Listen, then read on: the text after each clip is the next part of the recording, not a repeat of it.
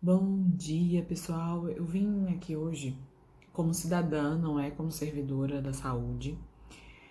Eu dei uma estudadinha, analisei alguns dados que têm saído pelo Ministério da Saúde, vi algumas discussões sobre o caso do coronavírus e fiquei com vontade de dividir aqui com vocês algumas das informações de qualidade que eu consegui buscar. Eu acho que é muito importante nesse momento a gente ter noção clara do que está acontecendo e do que pode acontecer, e também de saber como que a gente pode agir com responsabilidade, né, e com consciência para tentar, pelo menos, minimizar esses contágios que vão acontecer, né? O coronavírus, ele veio de um vírus, o corona, que já era existente. Então, esse Covid-19, o corona que está agora surgindo, ele é uma mutação, é uma modificação desse corona que já existia. Na China, foram mais de 40 mil casos identificados infectados. Desses, 80% foi de pessoas ou seja, assintomáticos e com uma sintomatologia, com sintomas mais leves. Vou tentar fazer a tradução dos termos mais técnicos. E esses casos não chegaram a precisar de suporte, né, de assistência hospitalar.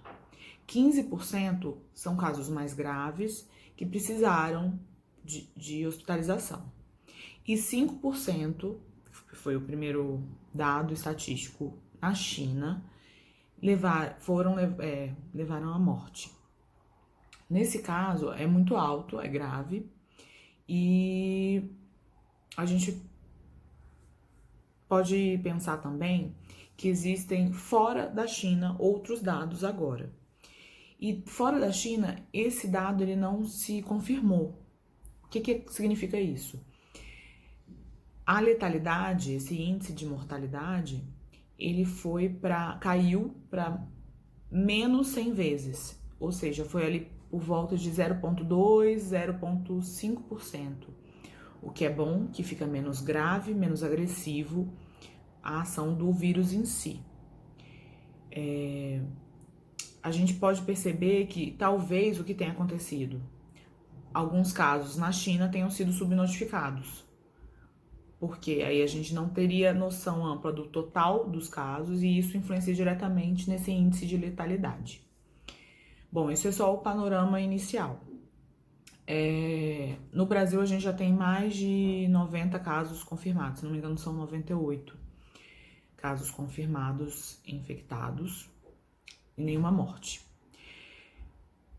Os grupos mais vulneráveis são os idosos e os pacientes crônicos que têm deficiência imunológica, né, que têm menos imunidade e por isso são mais vulneráveis. É importante falar que não é histeria, não é exagero, a gente precisa estar atento a isso. Por quê? O quadro é sério mesmo. Não tanto pela doença em si, nós já tivemos outras infecções mais agressivas.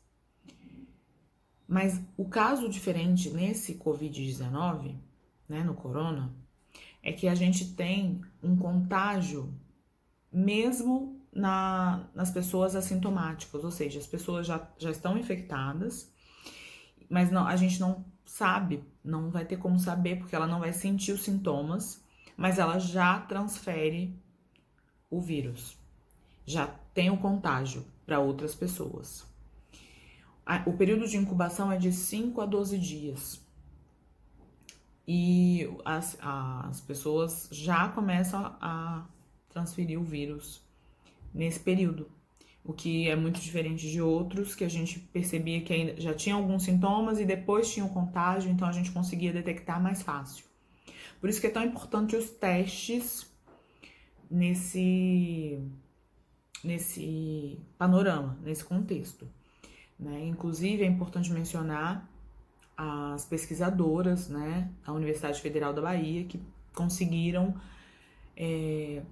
fazer testagens bem mais rápidas. De 48 horas, elas agora conseguem fazer em 3 horas. A universidade pública, é importante a gente frisar isso, né? Investimento público aí dando resultados, trazendo ciência e trazendo melhor assistência para nosso país.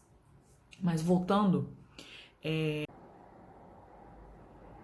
o que pode tornar o caso mais grave, esse cenário mais grave, é a questão da incapacidade do serviço de saúde atender todos. Então, por isso que é importante que a gente consiga conter esse contágio, né? Para que não tenha picos muito grandes que passem a capacidade dos nossos hospitais, dos nossos serviços e atendimentos. E aí a gente não vai conseguir atender os casos mais graves e que precisam de uma ação mais enérgica, mais rápida. E esse é o risco maior. Vai ser não conseguir atender prontamente os casos mais graves, por conta do inchaço e da sobrecarga do serviço de saúde. Então, por isso que a gente precisa ter muita responsabilidade, consciência na nossa ação. Quais são as medidas que o Ministério da Saúde sugere para que as recomendações do Ministério da Saúde? Lavar bem as mãos com água e sabão, evitar aglomerações, uso de álcool gel, desinfetar os ambientes que são mais tocados por nós, né, os nossos objetos, né, inanimados, porque o vírus ele consegue permanecer ali por um tempo, então é uma forma de contágio também. Deixar os ambientes ventilados, não compartilhar objetos pessoais, cobrir nariz e boca ao tossir e espirrar, evitar tocar, levar a mão à boca, ao nariz, aos olhos. E para os viajantes internacionais, recomenda-se sim um isolamento domiciliar por pelo menos 7 dias. E acho que eu falei todos aqui. Existe um aplicativo no Ministério da Saúde que dá dicas e também você consegue informar que o seu estado de saúde para te dar alguns direcionamentos e dicas também. As recomendações são que se você tiver com algum sintoma e você tiver viajado internacionalmente, ir para o hospital. Se você estiver se sentindo bem, mas com alguns sintomas, vocês aguardar um pouco e perceber se tem febre, se tem dores no corpo, né? Tosse, sintomas, dificuldade de respirar. Eu acredito que é uma situação nova, né?